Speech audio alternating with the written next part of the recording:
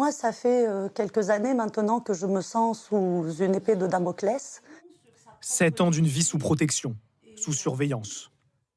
Zineb El Razoui est essayiste. En 2015, après les attentats de Charlie Hebdo, elle est, comme Salman Rushdie, visée par une fatwa pour avoir contribué à l'hebdomadaire satirique.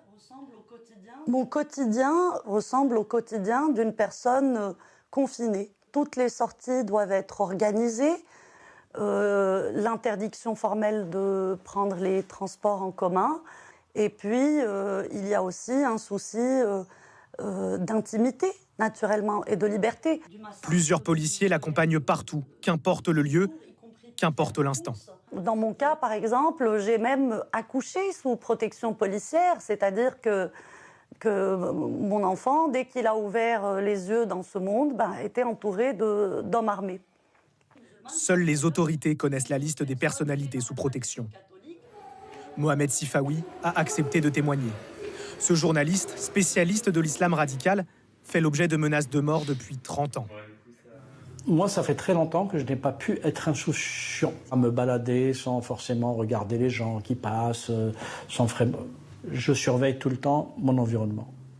Ça, c'est une chose. C'est-à-dire, on m'a enlevé ça. L'insouciance, on me l'a enlevé.